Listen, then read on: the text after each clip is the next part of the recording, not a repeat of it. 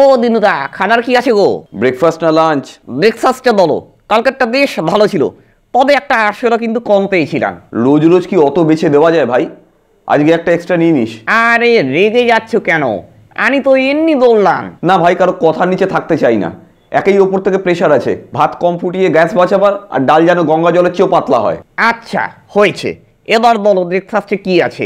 ব্রেকফাস্টে ধুলো পায়ে মাখা আটার রুটি, পোড়া আলু ভাজার সাথে 3-4টে ফ্রাইড কালো পিঁপড়ে, আর 6 দিন ধরে তেলে রান্না হওয়া বেগুন ভাজা। পাগলা, জমে যাবে। পরশু দিনের রুটিটা কিন্তু দারুণ হয়েছিল, কেউ একা ছিঁড়তে পারছিলাম না, দুজন নিলে 2 হাত দিয়ে ছিঁড়তে হচ্ছিল। এরকম রুটি করতে পারো না? রোজ কি এত সম্ভব বলতো ভাই? তাও তো আটা মাখার সময় গায়ের ঘামটা আটায় পড়ে, সেটা দিয়েই মাখি। এইসব কষ্টের তো খোঁজ রাখিস না তোরা। শেষমেশ ওপর থেকে বললো বাসি পাউরুটি আর চায়ের ব্যবস্থা করতে। হ্যাঁ এটাও ভালো, বাসি পাউরুটি থেকে একটা অন্যরকম গন্ধ বেরোয়, দারুণ লাগে। তবে চাটা কিন্তু মাঝে মাঝে দেশি লিকার দিয়ে দাও, চাটা পাতলা করে দে, তো বাড়িতে গিয়ে খুব সমস্যা হয় জানো তো। মাথায় রাখলাম। আচ্ছা লাঞ্চে কি আছে?